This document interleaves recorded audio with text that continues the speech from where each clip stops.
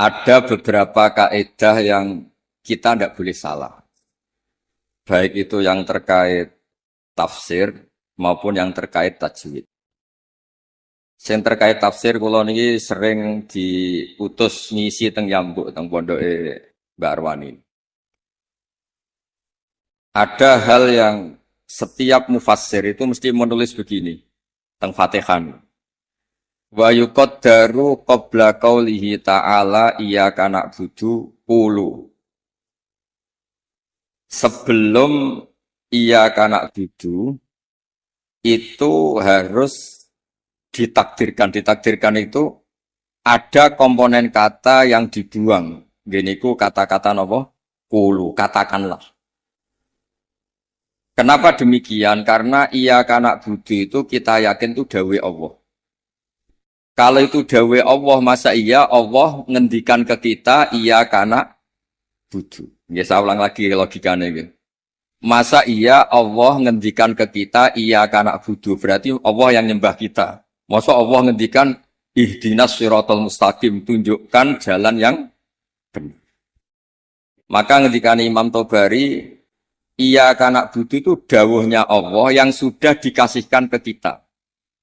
Ya niki mbak-mbak sing khataman nggih di rumah akan itu dawe Allah yang sudah dikasihkan ke kita. Cara Allah mengasihkan ke kita gimana? Allah bilang ke kita, wahai para hamba-hambaku, katakanlah iya kana tujuh. Wahai para hambaku, katakan dalam doa kamu ihdinas sirotol mustaqim. Karena kalau itu kamu anggap masih kata-kata Allah yang tidak diberikan ke kita, berarti Allah ngendikan ke kita, iya karena itu kan bukan mungkin, masa iya Allah nyembah kita. Itu hal-hal yang menjadi lazim untuk ilmu tafsir yang kategorinya cara kula nggih pun fardhu ain, karena memang harus diketahui. Ya kalau baleni malah gitu. Jadi ada ayat-ayat Allah yang sudah diberikan ke kita dan itu milik kita.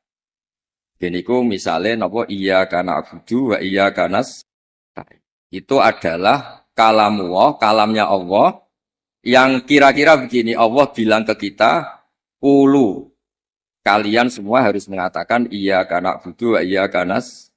Dan ketika kalian berdoa harus mengatakan ihdinas siratal mustaqim. Nah sebab niku termasuk kelaziman dalam ngaji Quran selain tadi ilmu tafsir juga tajwid yang mendesak itu wakaf. Ini ngapunten sangat teng Gusmo teng ning elok kula tutu poin mawon karena kula niku pancen pantangan pidato ngisi ngeten pantangan. Siji nggih kula yakin Pak Yai pun saged didik santrine. Dadi mboten perlu ngurbano kula kan ngisi. Jadi ini cerita sing pokok-pokok mau. Yang harus mendesak sebelum tahu diroyahnya kajiannya itu adalah ngerti wakaf. Wakaf itu di Indonesia itu sudah ditandai sebetulnya sama lajnah. Saya termasuk yang dimintai pendapat sering mas. Tapi beberapa tradisi di Indonesia itu kan wakaf niku anut guru.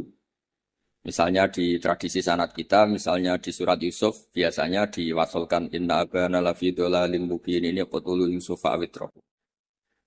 Terus kita dikritik sama pihak-pihak Arab Saudi karena tradisi mereka kalau al-waqfu ala ru'usil ayi, wakaf di awal di akhir ayat itu baik. Tapi kita ngikuti tradisi guru-guru kita yang sudah melatih kita dengan makna. Sehingga kadang-kadang kita ini nggak nyaman, misalnya fawailul lil musallin, maka celaka bagi mereka yang apa? Salat. Itu kalau lil musallin berhenti, semaannya berhenti, atau anaknya rewel berhenti, hanya ditulis oleh malaikat, ini mbak-mbak baca fawailul lil musallin, neraka wel atau kecelakaan bagi mereka yang salat. Sehingga terus diatur sedemikian rupa di era Mbak Arwani, Mbak Munawir, di era guru-guru kita, ditandai beberapa aturan ini nggak boleh wakaf, ini harus wasol. Tapi kemudian di era modern itu al-waqfu ala ru'usil ayi itu dianggap sunat, diyakini sunat. Nah, saya sendiri sebagai pribadi itu yang penting tidak wakaf di hal-hal yang fatal. Saya cerita ini ada Gus Idror, menantu di sini dan putra guru saya Mbah Maimun. Mbah Maimun itu pernah ada anak-anak yasinan. Ketika yasinan jenis santri cepet-cepetan, fala yahzunka qauluhum. Terus diwasolkan, fala yahzunka qauluhum inna na'lamu ma yusirruna ma yu'linun. Itu keluar marah-marah. Duka besar. Karena ketika itu diwasolkan, ya kalau ngomong-ngomong ulumul Quran dan pribadi matur. Ketika itu diwasolkan, maka inna na'lamu itu jadi makaulul kaulnya orang-orang kafir. Jadi fala yahzun mongko aja sampai nyusahno ka ing sira Muhammad apa kauluhum omongane wong kafir. Rupane omongan inna na'lamu ma yusirruna ma yu'linun kan fatal betul. Muhammad, engkau jangan risau atas komentar orang-orang kafir bahwa saya, Allah, kami, Allah ini tahu apa yang mereka sembunyikan maupun yang mereka perlihatkan. Maka di situ jelas harus wakof. Fala yahzunka qauluhum. Muhammad, kamu jangan risau ocehan atau omongan orang-orang kafir yang ngomong kalau kamu itu tidak rasul. Qauluhum bi annaka lasta mursala. Terus qala ta'ala tasliyatan li nabihi inna na'lam. Terus kemudian Allah menasihati nabinya, Muhammad kamu tidak usah susah atas komentar orang kafir karena inna na'lamu ma yusirruna wa ma yu'lim. Sebab itu benar-benar fatal ketika kita misalnya yasinan, ya terutama bapak yang sudah khotimat, yang sudah pinter. Kalau masyarakat kan penak. Masyarakat itu selalu menang. Penak, baru kayak faham itu kepenak. Malaikat sing ngisap ya males. Mus maca Quran kok disalahno. Lane kula niku tak kenang saking Mbah Mun niku, aku iri hak wong bodho iku iri. Islame pas-pasan ra tau wedi suul khotimah. Kene wis kiai kaji tahajud witir cek wedi suul apa? Khotimah. Jadi wong awam mak penak pokoke Islam wis wae mati ya mati, ora tau kepikiran suul apa? Khotimah. Nah, mun kiai kados jenengan repot. Islam khusyuk ibadah cek donga ya wedi suul apa? Khotimah. Mun kula terangno malih. Di level ilmu, di level penelitian, itu memang masalah. Fala yahzunka qauluhum. Jadi yang benar itu ya waqaf fala yahzunka qauluhum, kamu jangan susah. Ya, jangan susah, jangan dibikin susah oleh komentar orang-orang kafir bahwa kamu itu lasta mursala, kamu itu tidak rasul. Terus Allah memulai penjelasan, kamu tenang saja Muhammad, karena aku kata Allah inna na'lamu ma yusirruna wa ma yu'linun. Terus contoh malih misalnya begini. Yudkhilu may yasha'u fi rahmati. Kadang ada yang wakaf wa dzalimin. Itu kan berarti jadinya apa? Allah memasukkan rahmatnya orang-orang yang dikehendaki. Kalau kamu wasol kemudian wa dzalimin dan wakaf di wa dzalimin berarti apa? Dan Allah memasukkan orang-orang zalim di rahmatnya. Nah hal-hal seperti ini kalau suwun mbak-mbak memang meskipun misalnya kita diroyahnya gagal itu jangan sampai secara tilawah yang mutalakotan min afahil masyayah yang kita punya sanad itu jangan sampai tidak bisa. Karena itu sekali salah itu fatal. Makanya kata Ibnu Jazari wa ba'da tajwidi kalil hurufi la budda min ma'rifatil wuquf. Saya berkali-kali kalau ngaji cerita kenapa Imam Asim meriwayati Hafiz itu ada saktah 4. Saktah 4 saja itu dikritik penggemar-penggemar Imam Asim. Sebetulnya bisa ratusan. Ya Alhamdulillah qiraatu Asim meriwayati Hafiz itu saktah hanya berapa? 4. Ini itu teng Kahfi, awal Kahfi, terus teng Yasin, terus wakilaman Rokin sama di surat Tatfif atau Mutafifin kalla balrona. Nah, kenapa ada sakta? Kalau sering cerita supaya ini tiang-tiang yang seneng Quran itu hati-hati. Memang harus sakta. Yaitu tadi misalnya orang-orang kafir bangun dari kubur dan dia nggak tahu yang bangunkan siapa karena dia kafir. Kalau kita mukmin kan tahu yang bangunkan itu apa. Ketika mereka bangun, mereka terus tanya, "Mam ba'atsana mim marqadina." Mantai sapa iku ba'atha nangekno sapa man nak ing kita mim marqadina saking turu kita. Itu orang kafir mungkirul ba'si yang ingkari ba'at, tanya mam ba'atsana mim marqadina. Terus Allah menjawab bilisanil malaikah, hadza ma wa'adar rahman wa sadaqal. Karena yang awal ini kaulul mustafhim, orang tanya. Kemudian yang kedua itu qaulul mujawib yang jawab, maka harus disakta. Manfaatana mimmar qadina. Terus dijawab, hadza ma wa'adar rahman wa sadaqal mursalin. Nah, bayangkan misalnya bagi orang yang ngerti Quran, itu dibaca langsung. Manfaatana mimmar qadina, itu kan kacau semua. Sehingga sakta itu secara diroyah, kata kitab, kulon gak ada kitab, namanya Al-Qira'at al-Asyr. Karangane orang-orang yang sangat-sangat menekuni Quran. Kata beliau, sakta, wakof, taktek, apapun namanya, yang harus dipenggal itu memang harus dipenggal. Kalau ndak itu bahaya. Ya misalnya yang terkenal dia tentang kahfi. Allah itu mensifati kitabnya apa? Alhamdulillah alladzi anzala ala abdil kitab terus walam yaj'al lahu iwaja. Di walam yaj'al lan orang gawe sapa Allah taala lahu ing kitab Quran. Ora digawe iwajan ing bengkok. Kalau kamu baca langsung qayyiman lan ora digawe ingkang jejeg. Berarti Quran itu ya ora bengkok, ya ora. Itu fatal betul. Tapi kalau jadi sakta, disaktakan itu terus normal. Walam yaj'al lan orang gawe sapa Allah lahu ing Quran to maring Quran ora digawe iwajan ing bengkok. Sakta. Ora bengkok iku apa? Qayyiman. Tegese jejeg. Terus kata ulama-ulama dalam dialog seluruh dunia, tidak hanya di Arab, di seluruh dunia. Karena lughat itu rasanya sama, dzauqiyatul lughat itu sama, seluruh dunia sama. Saya misalnya bilang ke santri saya, "Cong, jangan belikan sate, pecel, rawon." Pasti semuanya ini manhiyat. "Cong, saya jangan belikan sate, pecel, rawon." Ini semuanya apa? Manhiyat, enggak boleh. Tapi kalau kata-kata saya, "Cong, jangan belikan sate, mandek, rawon." Berarti jangan belikan sate, tapi belikan rawon. Jadi berkahnya sakta itu tidak ada tasallutul amil. Amil yang depan itu tidak amal pada amil yang berikutnya. Jadi hanya walam yaj'al lahu iwaja. Ya iwaja saja yang jadi maf'ul bihnya yaj'al. Bukan qayyiman. Nah, hal seperti ini ulama itu sangat tahu. Bukan sekedar tahu, sangat tahu. Sehingga terus ijtihadnya Imam Asim itu harus disakta. Nah, orang-orang perawi tajwid itu memang kadang-kadang hanya talaki. Talaki itu pokoknya anut guru. Sebetulnya juga harus dijelaskan sakta, wakof, takta itu fungsinya sama. Yaitu kata-kata di depan yang harus terputus, harus terputus. Terus yang terakhir kalau contoh wakof itu yang ini paling fatal, lebih fatal lagi. Karena bisa menyinggung banyak malaikat. Wa kadzalika haqqat kalimatu rabbika 'alal ladzina kafaru annahum ashabun nar. Allah sudah menitahkan secara pasti bahwa orang-orang kafir itu pasti ashabun nar, pasti penghuni neraka. Misalnya Anda wasol. Itu bisa berurusan dengan malaikat hamalatul arsy. Kalau Anda wasol berarti kan gini. Wa kadzalika haqqat kalimatu rabbika 'alal ladzina kafaru annahum ashabun naril ladzina yahmiluna al-arsy wa man hawlahu yusabbihuna bihamdi rabbihim. Itu kan fatal betul. Dan sudah kepastian Allah kalau orang-orang kafir itu ashabun nar, penduduk neraka. Siapa penduduk neraka itu? Alladzina yahmiluna al-arsy, yaitu malaikat-malaikat yang bawa apa? Ars.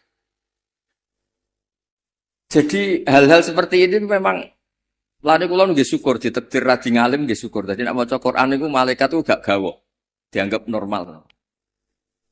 Menawa cara kula dadi malaikat roh macane Quran mungkin nggih mbak-mbak sing ngrungpati ngaji. Diwaca digebut ya sementing ordere selesai khataman niku. Semaan sementing bar. Niku ya pancen masalah tenan. Karena tadi ada lafat-lafat atau kalimat atau untaian kata yang kalau diwasolkan itu masalah. Ashabun nar itu adalah orang-orang kafir. Sementara alladzina fil arsy itu terkibnya mubtada. Berarti begini yang benar. Alladzina utawa ngakeh utawa para malaikat akeh sing yahmiluna al-arsy sak teruse ku yustabbihuna bihamdi rabbihim wa yu'minuna bihi wa yastaghfiruna lil ladzina amanu. Sekolah suwon ning bab ngeten misale mbak-mbak boten kober diro ya.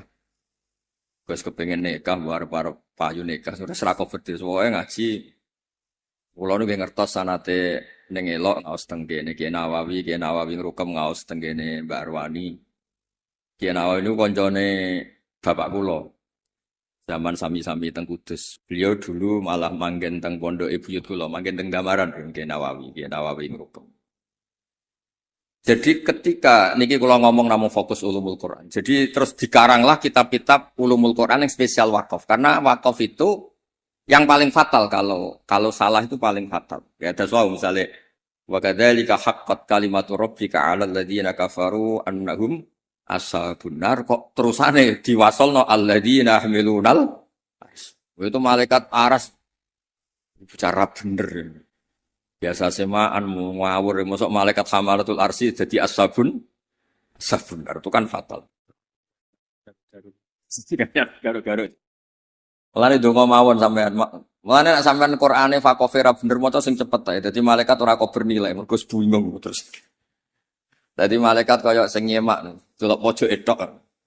Karena sekali maca mbok jiwai jebule salah itu malah napa? Malah fatal. Mau niki sing kedua kalau cerita syifa. Quran itu syifa, obat atau solusi. Ini juga penting dijelaskan. Ketika kita nekuni ilmu astronomi atau falak, itu Quran cerita dan itu pasti benar karena bisa dibuktikan. Gini gue misalnya cerita Asyamsu wal qamaru bil husban. Allah itu bikin matahari dan bikin rembulan itu untuk hitungan. Makanya ketika Allah di ayat lain huwallazi ja'ala asy-syamsa diya'an wal qamara nuran wa qaddarahu manazila li ta'lamu 'adadas sinina. Kemudian ada tahun Syamsiyah yang kebetulan terkenalnya di Indonesia itu tahun Masehiyah atau Miladiyah. Sebetulnya itu tahun Syamsiyah, nggak ada hubungannya dengan Miladiyah. Kemudian yang satunya Komariah. Sebetulnya ya Komariah. Karena yang Syamsiyah sudah milik sebelah, dikatakan Miladiyah, terus Sayyidina Umar itu memaklumatkan ya sudah yang Komariah katakan Hijriyah, sehingga kita ini punya. Makanya ada Miladiyah, ada apa? Hijriyah. Itu hakikatnya adalah Syamsiyah sama apa? Komariah. Sehingga peneliti astronomi itu juga suka sama Quran. Karena itu juga memenuhi hasrat mereka yang suka ilmu. Terus lasamsu yambaghi laha an tudrikal qamara walalailu sabiqun nahar dan seterusnya dan seterusnya. Kemudian ada orang itu juga suka sosiologi, suka ilmu sosial. Dan itu yang saya sering setiap misi di Jogja, mesti saya itu cerita ilmu sosial. Ilmu sosial itu kebetulan bapak sosiologi itu yang paling dikenal jenis Ibnu Khaldun. Punya kitab namanya Muqaddimatu Ibnu Khaldun. Kalau sinau tenanan, sinau tajribah, maksudnya penelitian sosial juga sinau kitab-kitab. Kata Ibnu Khaldun begini, dan ini harus dihayati, dilakukan ketika mbak-mbak pulang. Andai kan Rasulullah SAW itu setiap hari bisa terbang Mekah Madinah, setiap hari Mi'raj. Tapi Nabi itu kikir misalnya, tentu ini misalnya. Kikir, setiap ketemu orang itu misoi, ketemu orang itu menyakiti, merugikan. Itu tetap tidak akan diikuti.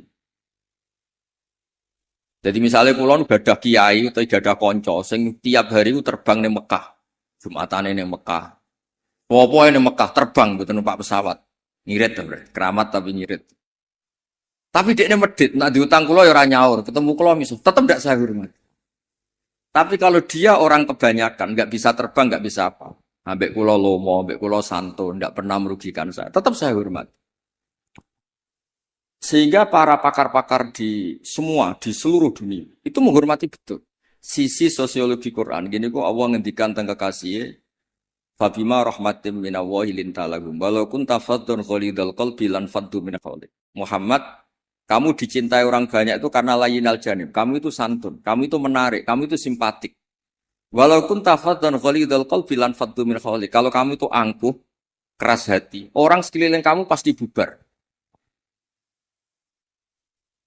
Misalnya kulo nu wonten Zahid, bedino iso terbang ning Mekah.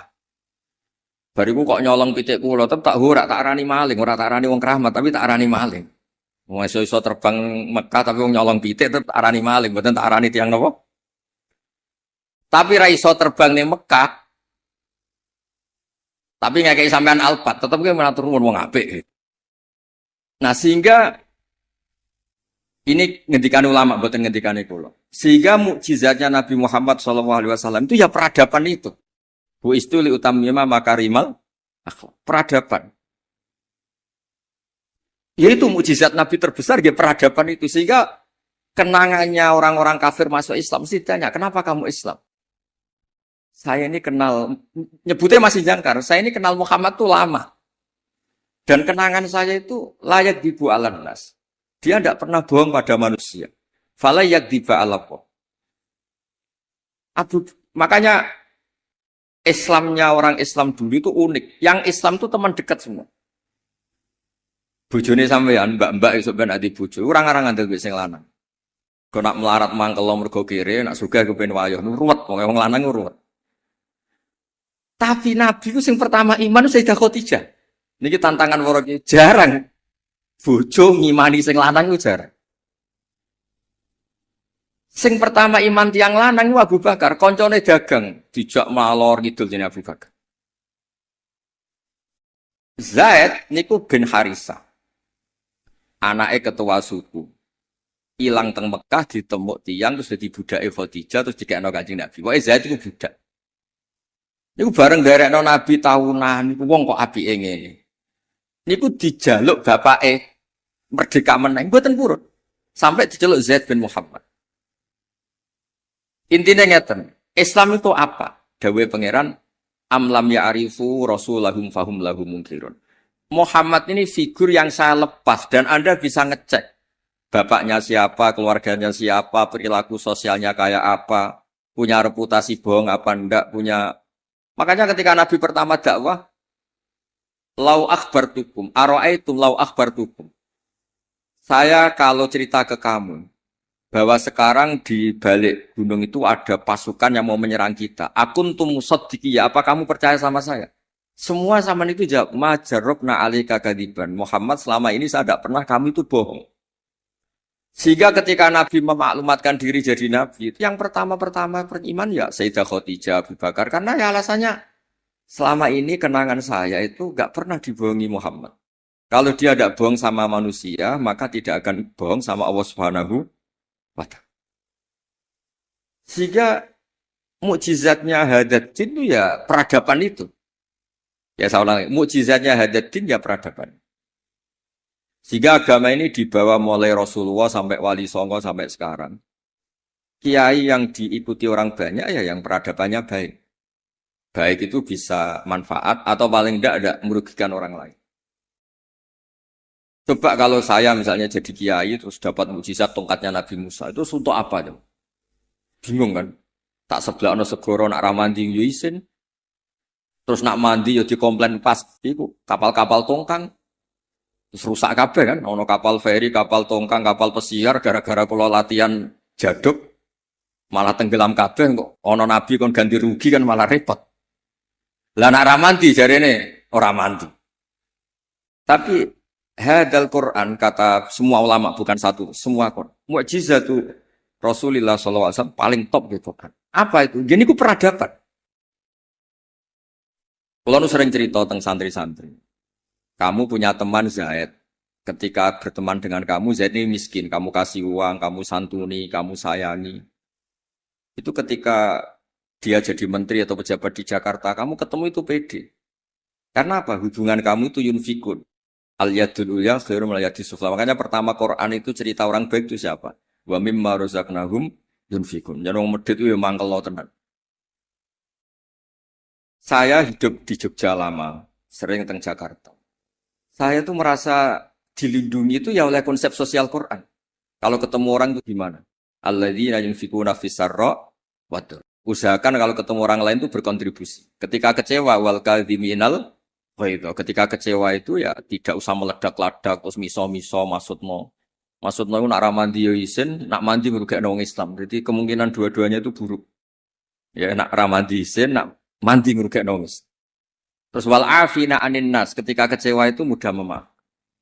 Semua orang yang diterima banyak orang, itu pasti ya itu.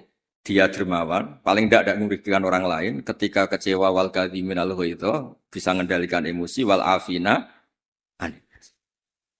Sebab itu saran kula terakhir teng Mbak kula boten kepengin ngaji sing aneh-aneh ini sing otoritatif. Sayyidina Ali itu kalau ngandani orang masalah sosial itu gampang. Kata beliau, "Ahsin man syi'ta takun amiro." Kamu baik saja sama seseorang, pasti kamu jadi pemimpinnya. Kita misalnya pergi, misalnya pakai Innova, Innova itu milik kita, sing melok numpang ya tetep mbok warungno, kamu baik, takun amiro. Pasti kamu pemimpinnya, karena kamu al-muhsin yang baik. Terus, wahtas ilaman syi'ta takun asiro. Silakan aja jadi orang murahan. Ketemu menteri ingin dikasih uang, ketemu kiai ingin dikasih uang, ketemu teman kepengen dikasih. Takun asiro, pasti kamu jadi pecundang. Wastaghni amman syi'ta takun nadhiro. Kamu jangan pernah butuh sama orang lain, maka kamu akan setara. Karena kita tidak butuh dia, kita setara. Orang itu sampai nyuwun sewu murahan dan tidak punya harga diri karena sering butuh sama orang lain. Kalau tidak, pasti kita setara. Nah itu, ileng-ileng apa? Ahsin man syi'ta takun amiro. Wahtas ila man syi'ta takun asiro. Wastaghni amman syi'ta takun nadhiro. Sehingga ketika Islam dibawa ke Eropa oleh Abdurrahman Dakhil, Bani Umayyah, dan Islam dibawa kemana-mana, termasuk Wali Songo di Jawa, di Indonesia. Itu mesti yang ditontonkan, yang disejarahkan, mesti hal-hal sosial. Kayak Sunan Giri ya terkenal. Kayak Klambi wong sing wudo, kayak mangan wong sing lesu, kayak tongkat wong sing wuto. Mesti filosofinya semuanya sosial. Dan sosial ini yang akan ngawal kita ila yaumil. Makanya kalau suwun pun boten usah bayangno wiridan terus dadekno jenengan keramat boten. Kula bolak-balik matur teng semua kesempatan ngaji dawuh Ibnu Khaldun, hadza Rasulullah ahabbul khalqi ilallah. Ini Rasulullah, orang paling dicintai Allah. Itu saja kena khitab walaupun tafadzun ghalidul qalbi lan faddu min Rasulullah sing man uyida bil kauni kulli, orang yang bisa memanfaatkan alam raya ini sebagai mukjizatnya. Nabi bisa ngendikan sama kata, Nabi bisa ngendikan sama dob. Waddob wal ghazala yasyadani laka birrisalah. Hewan-hewan yang enggak bisa ngomong itu sakit ngomong, menyaksikan kalau Nabi itu Rasul. Batu bebatuan di Mekah salam sama Nabi. Kalau engkau ini ya Rasulullah. Itu pun kalau Nabi salah secara sosial, misalnya Nabi kok senang misoh, senang merugikan orang lain, itu tetap lan faddu min khaliq. Orang akan bubar. Makanya ketika Ibnu Khaldun, hadza Rasulullah ahabbul khalqi ilallah. Itu saja kena aturan harus sosialnya baik. Kalau ndak lan faddu min khaliq. Jadi walaupun tafadzun khalidul qalbi lan faddu min khaliq. Padahal Nabi ini kata Ibnu Khaldun, man lau sya'a uyida bil kauni kulli. Orang yang kalau Allah menghendaki bisa memanfaatkan seluruh alam raya ini sebagai kekuatan mukjizat. Itu saja harus ngikuti tatanan apa?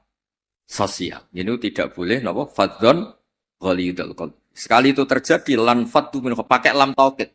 Jadi kalau dimaknani model makna kiai-kiai kuno, walau kunta diparil itu berarti enggak terjadi. Lau itu imtinaiyah, jadi itu enggak terjadi. Walau kunta diparil, diandekan ana sapa sira Muhammad itu fadhon wong sing angkuh utawa sing sombong sing atos atine walidul qalbi lan fadhu yaktine mesti bubar. La itu mesti bubar sapa ngakeh. Min khaulik saking sekeliling kamu. Ya dados kula suwun niki ya kudune terakhir jen kula niku gini niku Gusmo ning elok amun ngundang malih niki wonten Gus Sidra kula niku tiyang sing kathah sinau nganti sakniki kula niku tesih sinau mboten kok krana kepen pinter nggih mboten kula niku sinau seneng senenge nggih pokoke seneng kula niku nak termasuk kiai sing mboten nampa tamu itu mboten krana sombong kula nggih mertamu kula nggih pendak ngaji kula nak ngaji ramah tapi nak mboten krana napa niki mboten membela diri mboten karena kula niku kepengin mawon konstruksi tafsir di Indonesia niku ya ngikuti ulama-ulama dulu. Caranya gimana? Ya kita baca. Kalau kita tidak baca, itu ya akhirnya Islam menurut saya. Itu kan lucu, Islam kok menurut saya. Nabi ora, kiai ora, wali ora, terus Islam menurut saya gini. Islam mbahmu kok menurut saya itu kan aneh. Tapi jadi kalau orang itu kalau nggak baca itu pasti akhirnya menurut saya. Tapi kalau baca dia terbentuk oleh yang dibaca. Ya misalnya wong apik medhit wae ya isen Qur'ane wa mimma razaqnahum yunfikun. Wong apik ku sapa? Yang kalau punya rezeki itu yunfikun, melakukan infak. Sebule sauripe mulai cilik nganti mati ku uripe yunfakun. Mau dikasih tok. Itu kan yo ora mutu, urip mboten kan mboten mutu. Begitu juga di misalnya kul huwallahu ahad, kul tuh katakan tuh ada iklan. Jika ketika kamu tauhid itu pribadi atau sendiri, berarti tidak bentuk orang lain menjadi ahli tauhid. Karena kul tuh katakanlah itu ada maklumat yang dimengertikan orang lain. Kalau sering cerita tentang santri-santri. Nganti anak Islam itu bapaknya marai syahadat. Gurune marah. Ada interaksi sosial, yaitu anak mulai cilik diwarai apa? Dimulai apa? Kul, katakan untuk diri kamu, untuk orang lain, untuk anak didik kamu. Berkahnya dikatakan, yang diajari menjadi menjadi tahu, terus Islam keberlangsungannya sampai ila yaumil. Nah misalnya terus kiai gelendam atau mulang sementing gak ngelarani wong takok iso meneng kan yo ruwet. Diroyahnya gimana? Diroyah itu kajian. Ana wong takok alamat. Pudi pondok Darul Quran meneng ae. Pudi langitan meneng ae. Bukan mangkel. Mulane dawuh ulama-ulama itu hadza syaitonun akhras. Iku ora wong meneng asukut asalam mboten iku setan sing bisu. Karena sebagian kebenaran memang harus kul apa? Kul katakanlah, kulu katakan. Lah kula ngertinya teniki baru kayak maca. Kenapa harus ada kul? Andaikan Nabi itu tidak mengatakan kebenaran, ya kita tidak tahu kebenaran itu apa. Ya setidaknya kebenaran itu dimaklumatkan, disosialisasikan, sehingga kebenaran menjadi nilai disebut kul huwallahu. Jadi ini mukjizat-mukjizat yang akan menambah kita ila yaumil. Ya ngoten mawon nggih mugi-mugi manfaat.